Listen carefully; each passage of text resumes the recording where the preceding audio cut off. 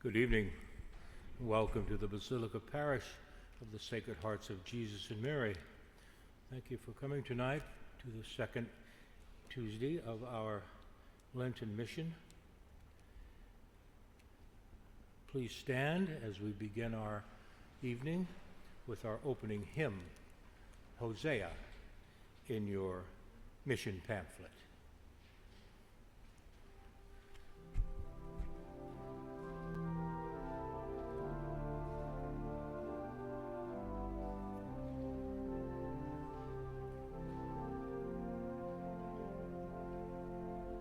Come back to me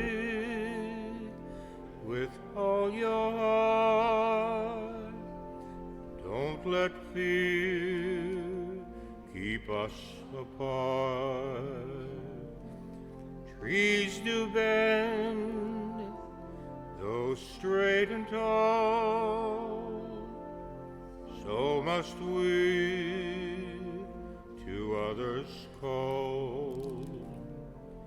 Long have I waited for your coming, hope to me and living deeply our new life.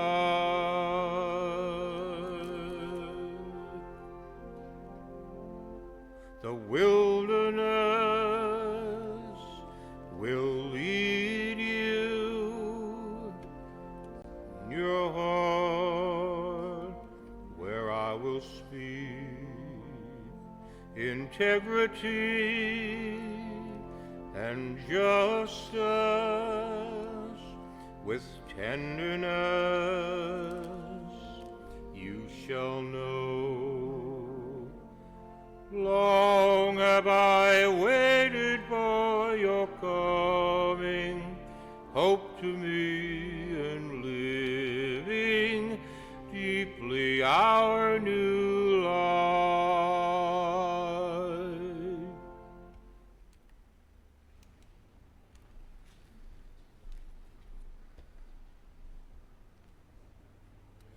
Good evening, everyone. Good evening, Father. It's a real joy to welcome you tonight to the second evening of our mission about living life in the company of Jesus and following the path of St. Ignatius. Let's begin our prayer tonight in the name of the Father, and of the Son, and of the Holy Spirit. Amen. And of course, I welcome all of you who are gathered here, and also all of you who are with us online tonight. I think we have quite a viewership going out to many different places as we come together. St. Ignatius was such an interesting person, as we heard last week, and yet one of the very fundamental things about him is that it all started with an amazing event, an injury, a wound, a young man just being a young man, and in a moment of disruption caused by a battle, his leg shattered by a cannonball, God uses the event and everything changes. Ignatius would go on to learn so many different things himself about Jesus, and also to create a way for others to follow. And one of those ways, which we call the Examen, is a way that we'll learn about tonight, a way that has anchored Jesuit life and people living in the Jesuit spirit, men and women, for so many years. But tonight, let's bow our heads in prayer.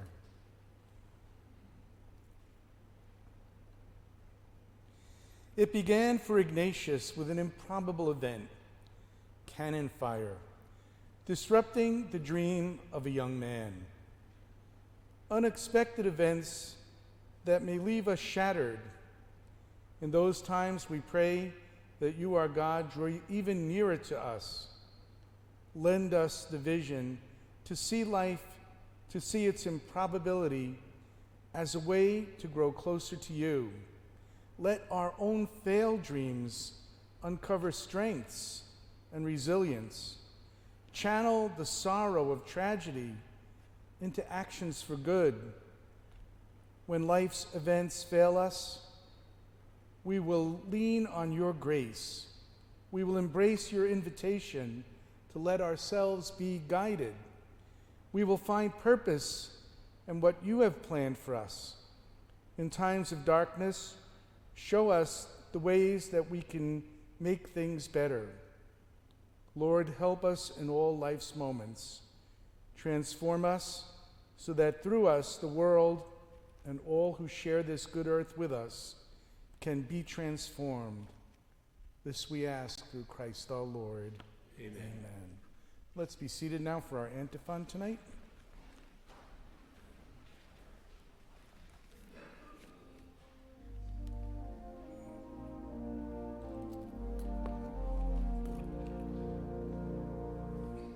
Transfigure us, O Lord, transfigure us, O Lord. Break the chains that bind us, speak your healing word. Where you lead, we'll follow, transfigure us, O Lord. Down from heights of glory into the depths below, the love of God self-empty, the love of God to show. You light the path before us, the way that we must go. Transfigure us, O Lord, transfigure us, O Lord.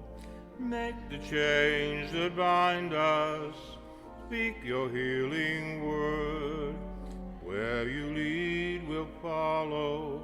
Transfigure us, O Lord. Light for those in darkness, the hungry have their fill. Glad tidings for the humble, the healing of all ills. In these we glimpse your glory, God's promises fulfilled. Transfigure us, O Lord, transfigure us, O Lord. Break the chains that bind us, speak your healing word. Where you lead, we'll follow, transfigure us, O Lord. Pardon for the sinner, a shepherd for the sheep, a drink of living water for all who thirst and seek, and feasting at your table, the lowly and the least. Transfigure us, O Lord, transfigure us, O Lord. Break the chains that bind us, speak your healing word. And where you lead, we'll follow. Transfigure us, O Lord.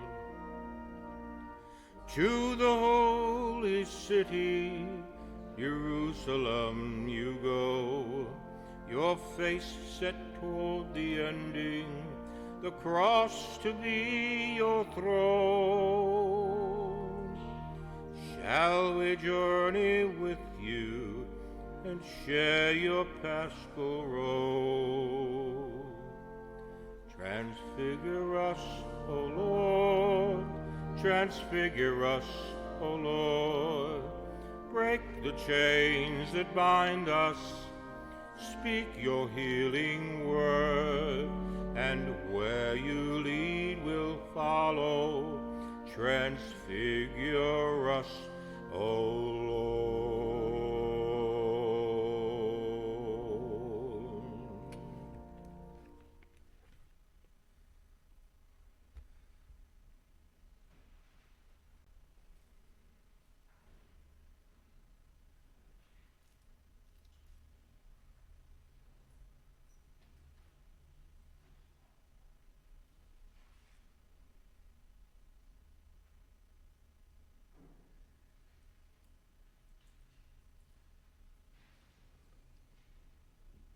Our reading tonight is from the most ancient of the scriptures, from a book of history, the book of Kings.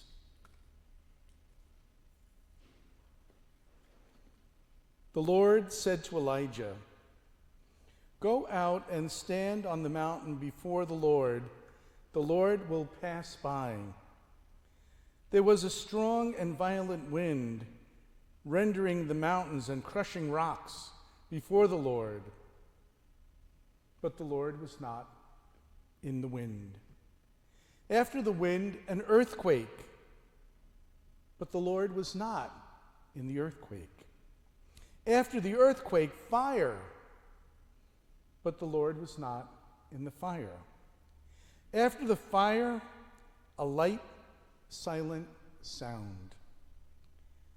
When he heard this, Elijah hid his face in his cloak and went out and stood at the entrance of the cave.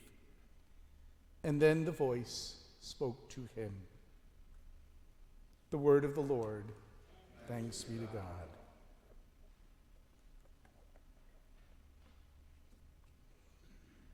I know Sister Kathy Stair a long time, and I can tell you that I'm sure that the meaning of that reading is going to get all unfolded tonight.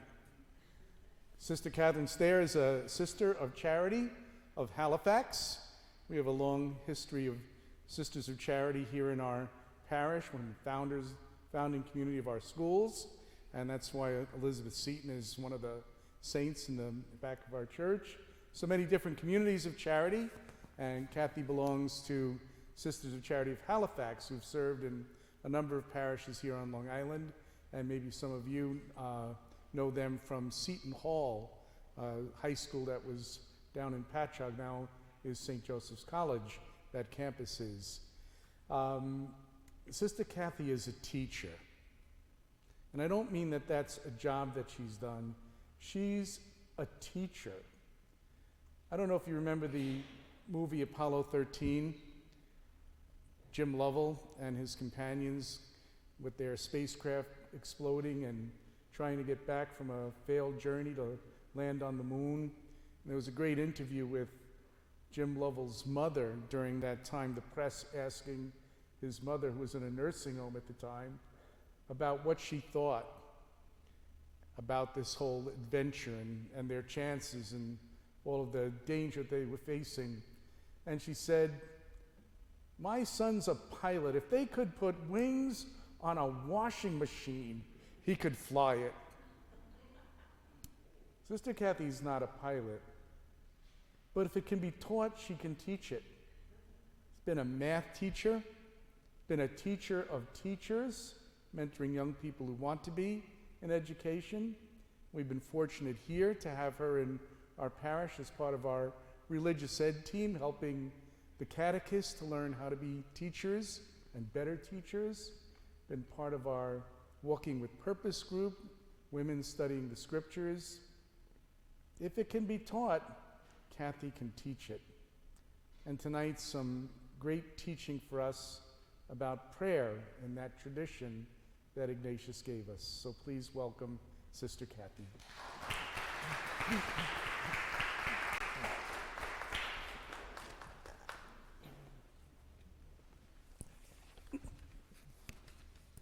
Can you hear? Okay. Some things are long-lasting and they're universal. They connect deeply to the human spirit. There are other things that are important and wonderful, but they're not as universal. Take ice cream. If you really want good prickly pear ice cream, I think you really have to go to Arizona. That's where it belongs. But there are other flavors that are universal, that you find everywhere because it appeals to us all. Vanilla, chocolate, is there anything else? I give little mutterings for that. We all have our universal likes and what appeals to us universally. Now, the more erudite people sitting here are probably thinking of literature. And what is universal literature? It appeals to the human condition. So if you were in England 600 years ago and watched Romeo and Juliet, you'll feel the same power as you did if you watched the Sharks and the Jets in West Side Story, right? It's the same human story. It tells about love and hate, conflict. That transcends time. So Shakespeare, you would agree, is universal. We, the church, have a universal, long-lasting treasure chest. We are rich in what we have inherited. And many of the gifts that we have of our treasures, we would say are charisms. They're spiritual gifts. It's something that God gives to the church for all of us. It's not individual, it's totally communal. Probably the best known charism in our church is the life of St. Francis of Assisi. He gets rated high on favorite saints. He knew 1,000 years ago, he knew that we are more connected to creation than we ever thought. He said, the sun and the moon, the water and the air are our brothers and sisters.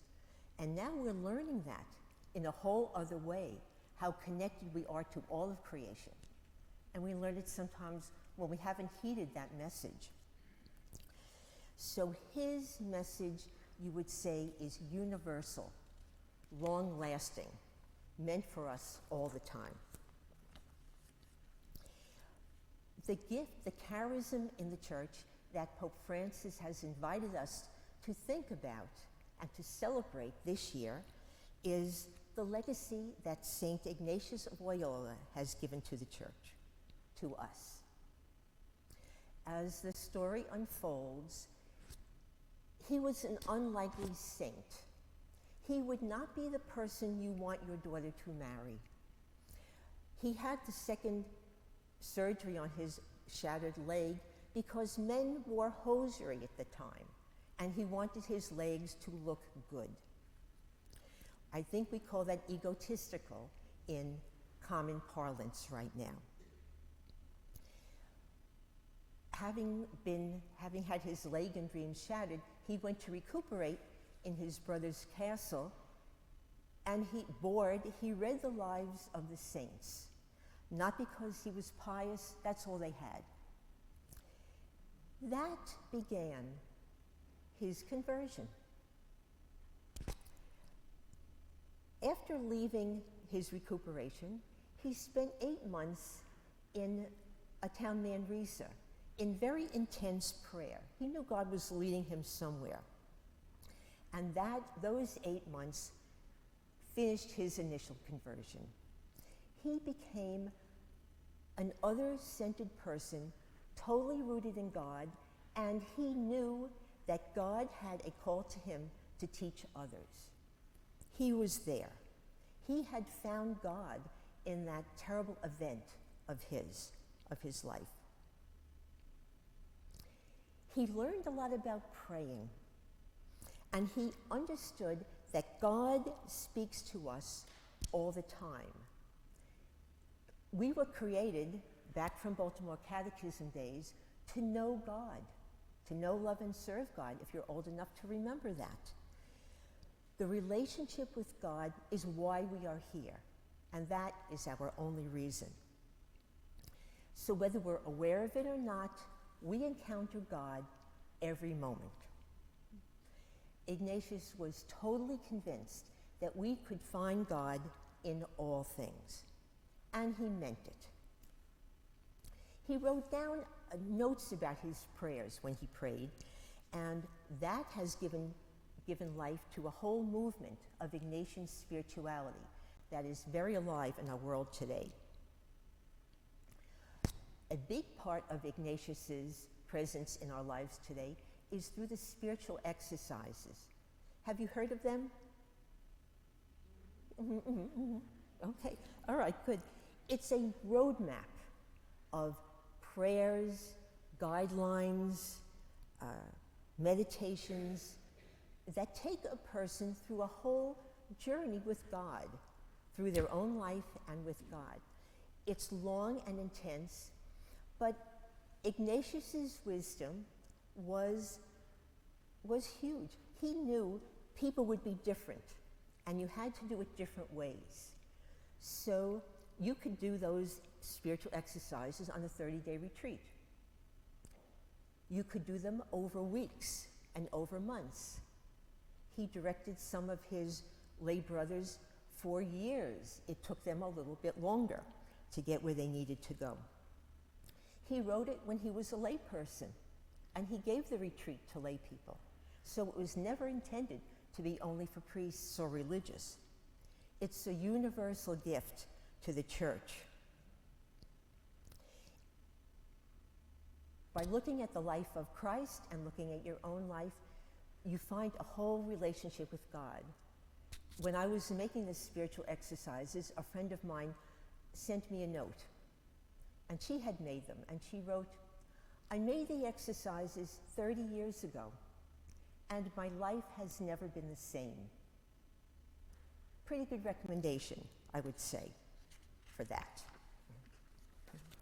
Another prayer that is rooted in the work of Ignatius, which is very, very user-friendly and not complicated at all, is what he called the examination of consciousness, or simply the examen. This is not to be confused at all with the examination of conscience. If you're going to receive the sacrament of reconciliation, you stop, review your life, looking at what you want to amend, and that's the focus of what you're looking at. The examination of consciousness is different. It's not primarily about us and our sin. It's actually not too much about us. It's about God, and where is God in my day? It's a relevant prayer, practical and totally flexible. You can pray it once a day or twice a day, in the morning or afternoon or evening. The one thing Ignatius was sure about, it had to be short. Don't you love that? Okay. And with demands on everybody's time and energy, to know that something has to be short helps you to do it. When I do it, I say, you probably know what I say. I say, "Alexa, set a timer for 10 minutes. And she does.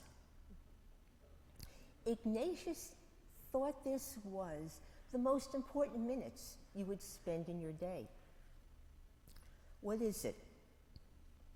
Basically, you look back over your day and you say, what were my events? What happened to me?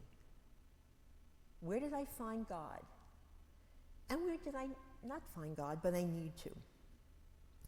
A good way to explain it is to sit on a couch with Jesus next to you, or the Holy Spirit, or anybody you want, and take a video of your day, put it in, and watch your day together. But it's not the whole day, it's only what's important for you. Whatever comes up. It's not your to-do list, it's not your calendar, it's what comes. It's a gentle looking at your day with God at your side.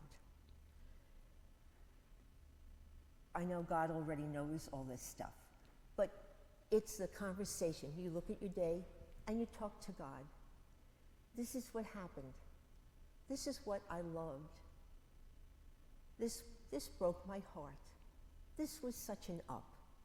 Whatever it is, you talk about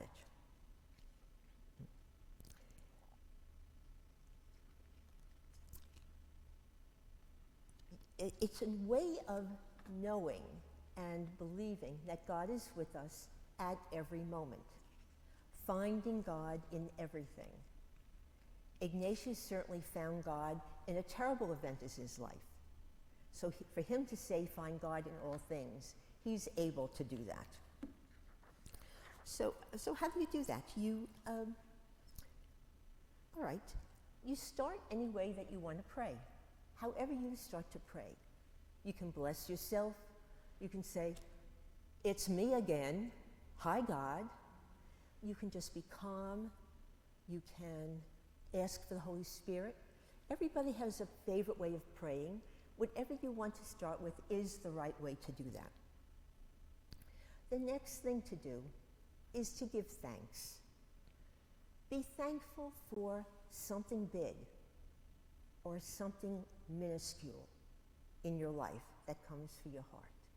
So now you're starting to go into prayer. Ask the Holy Spirit to be with you. Ask Jesus to be with you and look at your day. And so then you do that. So you start with however you wanted to. Get out of bed, have your coffee, where did you go? And it's only what appeals to you.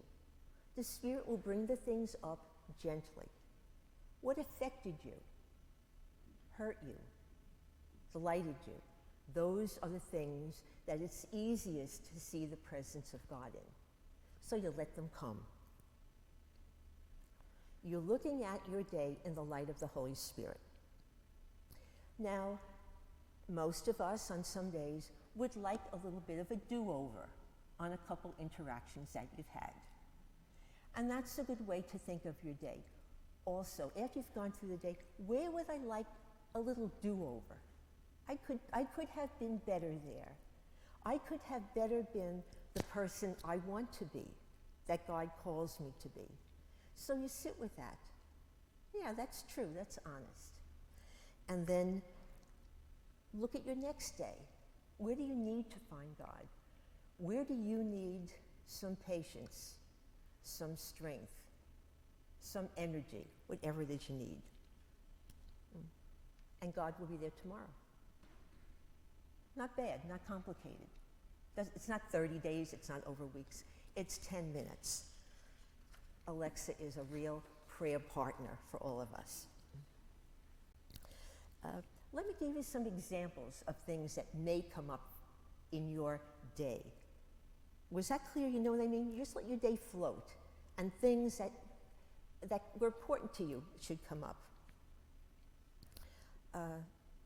It might be, I loved that first cup of coffee. It was so calming. I felt your presence. I felt peace. I'm glad to be able to get out of the bed. Things don't always move, but I'm glad they did. I got to work. I met my secretary, Nora. She's the best, God.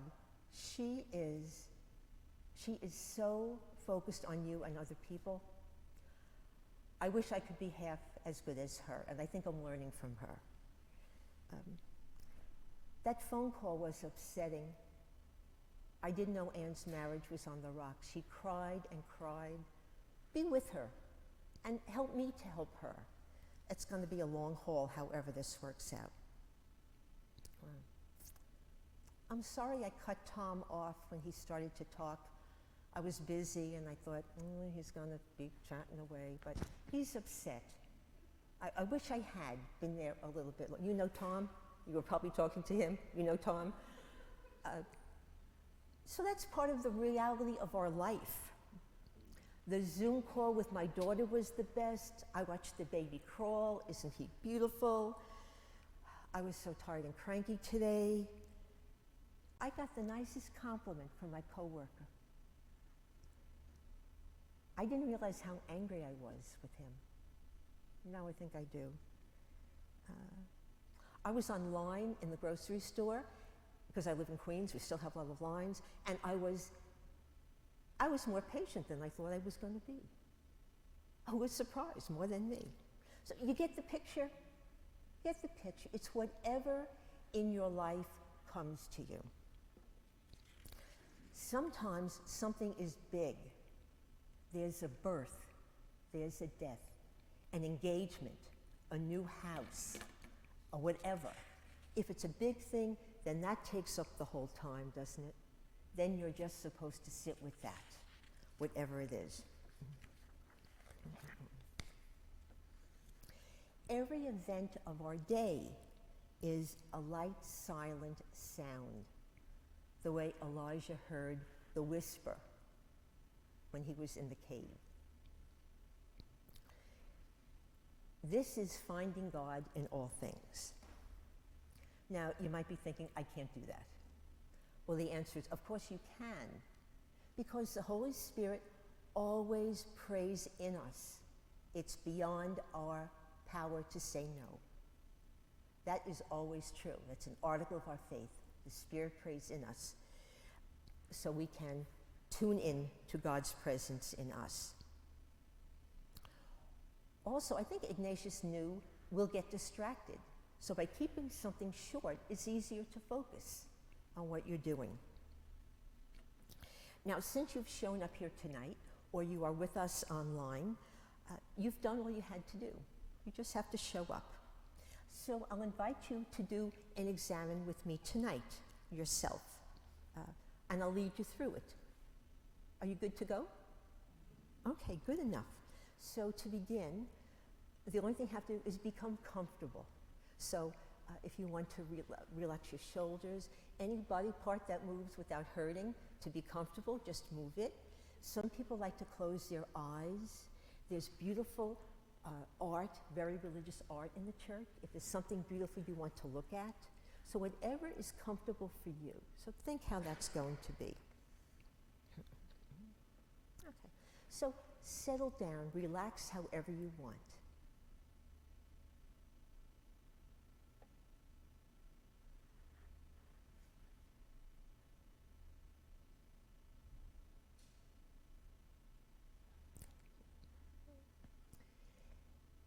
Tell God you're going to pray for a couple of minutes.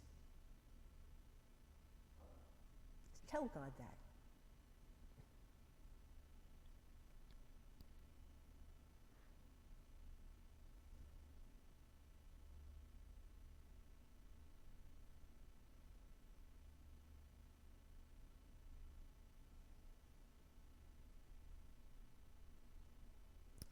Now, thank God for something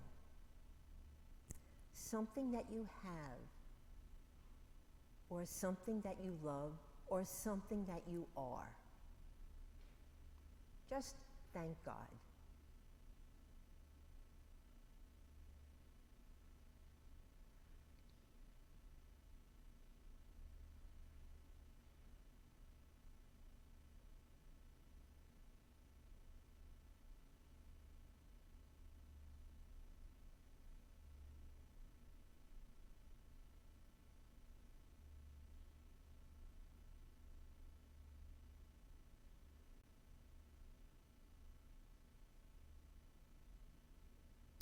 Now ask God, ask Jesus to look at your day with you. Tell Jesus about your day. Tell him what happened and what that was like for you.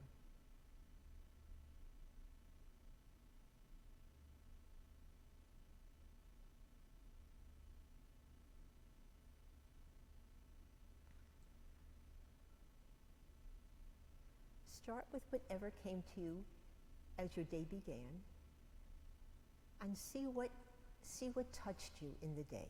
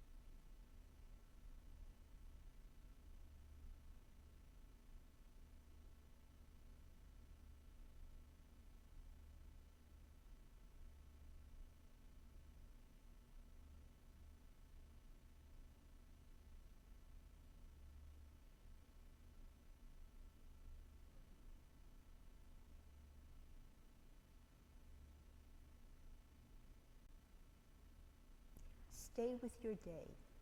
What happened to you there? What was that like? What did that do for you?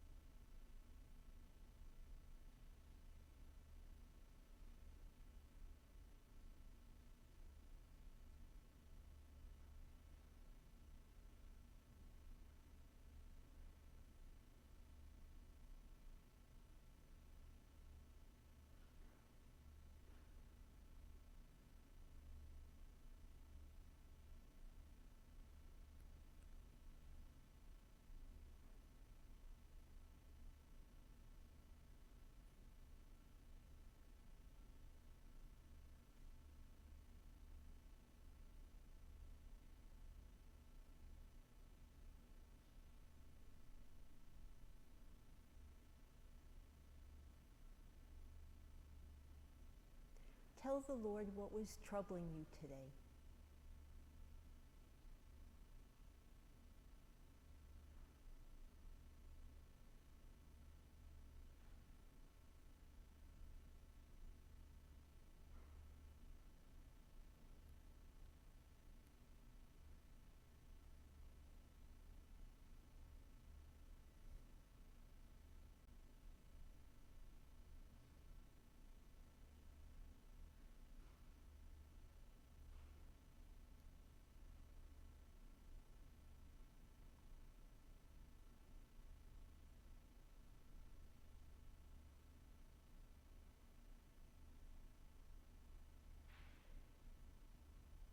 Think about tomorrow.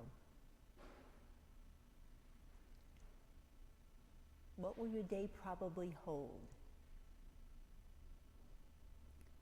And where do you need God's presence in that day?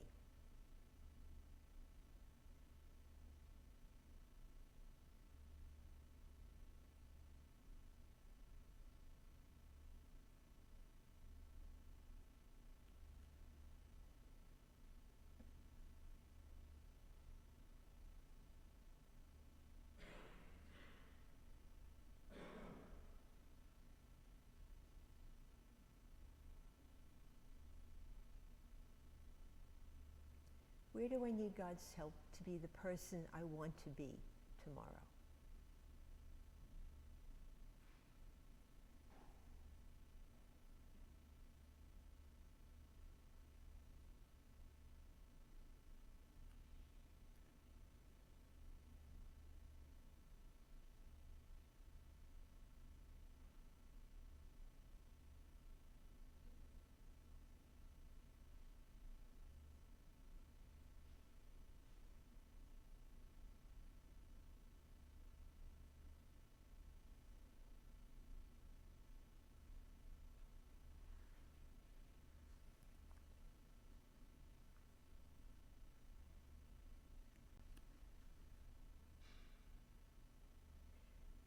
If you've been through your day and looked at tomorrow, then take a minute and thank God for these few minutes of quiet and peace and prayer.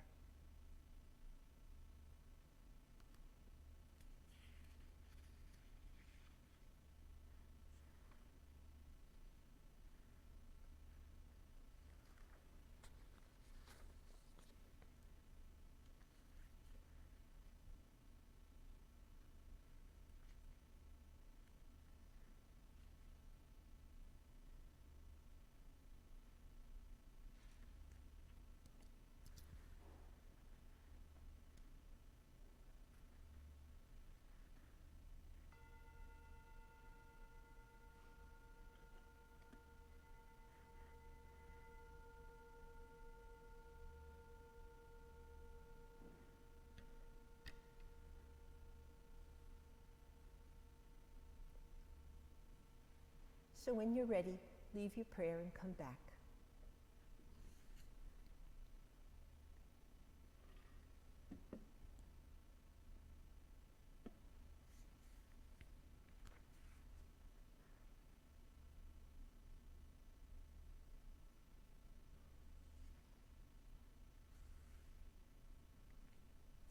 So you just spent 8 minutes finding God in the quiet whisper and in all things. I like to do this prayer at night because it captures the richness of the day, and when I don't do it, I miss it. Lots of work has been done on the Examen in a lot of contemporary ways. There are books and websites that tell you lots of things. There'll be a couple websites in the bulletin this coming week, but you can Google anything and find it on your own if you like. I think St. Ignatius would be pleased with us tonight, looking to find God wherever. Because his understanding that we find God everywhere still rings true today. It was thousands of years ago. We think it was Socrates who said, the unexamined life is not worth living. And then more closely to our own time, hundreds of years after Ignatius, Elizabeth Barrett Browning, the poet, wrote, "Earth's crammed with heaven, and every common bush affired with God." She got it. The Jesuit poet, Jerron Manley Hopkins, said it this way: "All things, therefore, are charged with love, are charged with God." And a contemporary spiritual writer, Paula Darcy, tells us that God comes to us disguised as our life. Pretty close to us, I would say. So Ignatius's legacy to us is timeless, is universal. I would invite you to consider doing the Examen every night as a Lenten practice, because you started doing that already. Thank you.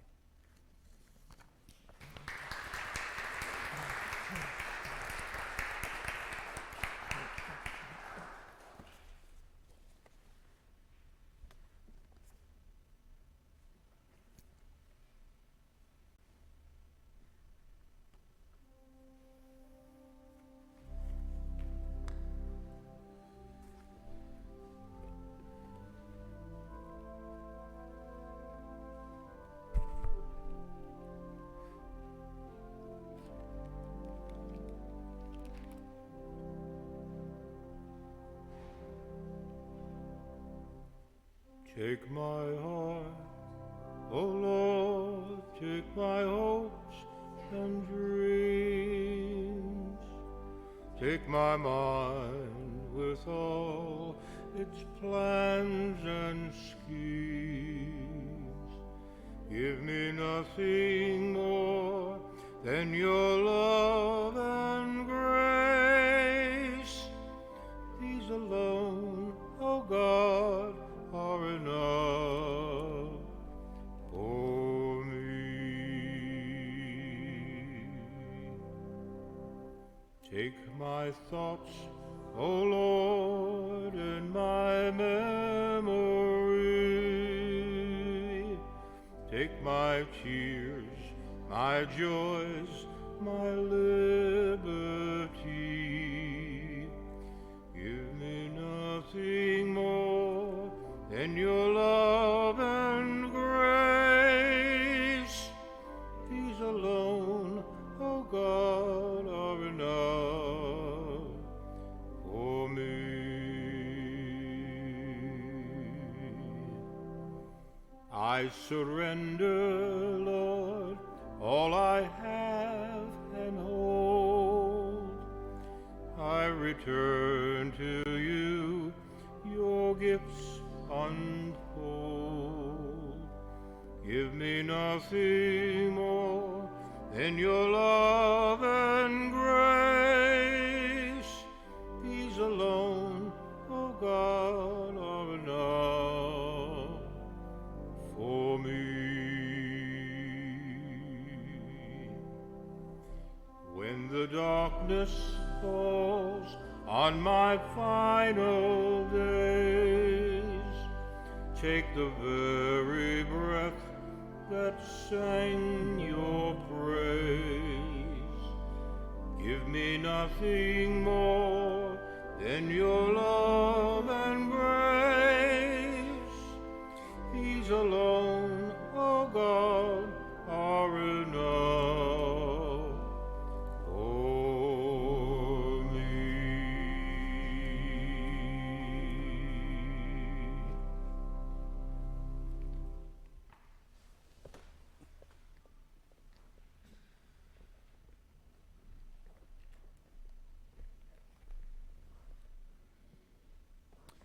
Let's all stand together. Let us pray with one another the words the Lord taught us to pray in gratitude for each day. Our Father, who art in heaven, hallowed be thy name. Thy kingdom come, thy will be done, on earth as it is in heaven. Give us this day our daily bread, and forgive us our trespasses, as we forgive those who trespass against us. And lead us not into temptation, but deliver us from evil.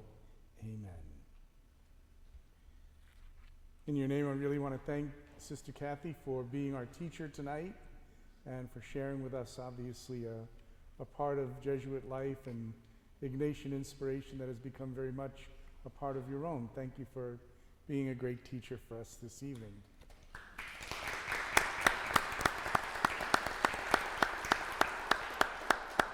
We have lots to look forward to.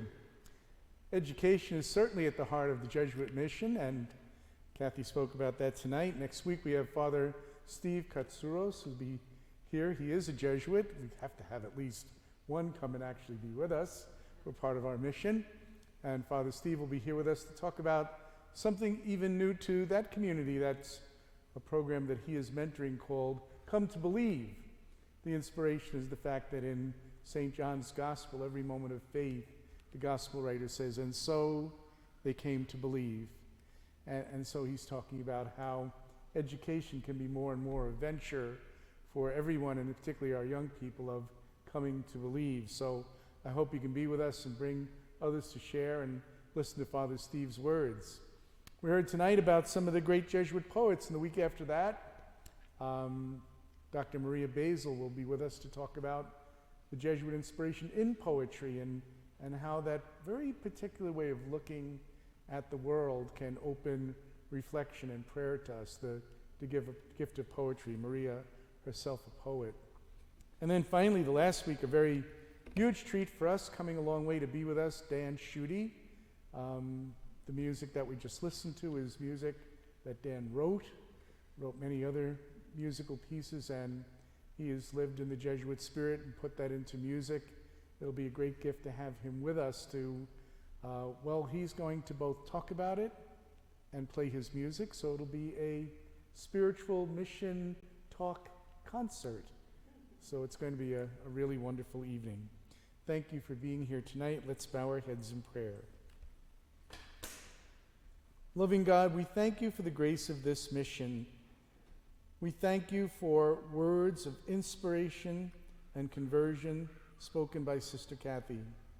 We thank you for the life of your great Saint Ignatius and for all those who follow in his company. Help us to continue to grow this Lent in an awareness of the gifts of joy, hope, and peace that you place in our lives. Help us to reflect on them and appreciate them evermore. For this we ask through Christ our Lord. Amen. The Lord is with you. And with your spirit. May God bless us tonight, those who gather here, those who are with us from far away. May God's blessing gather us all to be one, the Father, the Son, and the Holy Spirit. Amen. Get home safely tonight. Thanks again for coming. Please join in singing our closing hymn, which is in your mission program, Christ Be Our Light.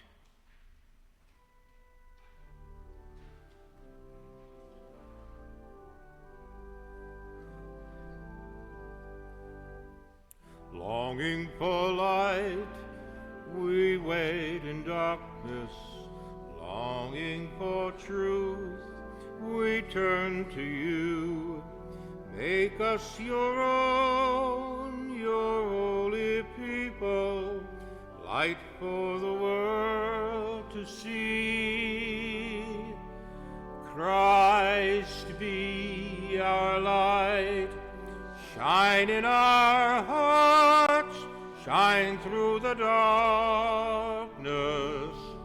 Christ be our light, shine in our church, gathered today.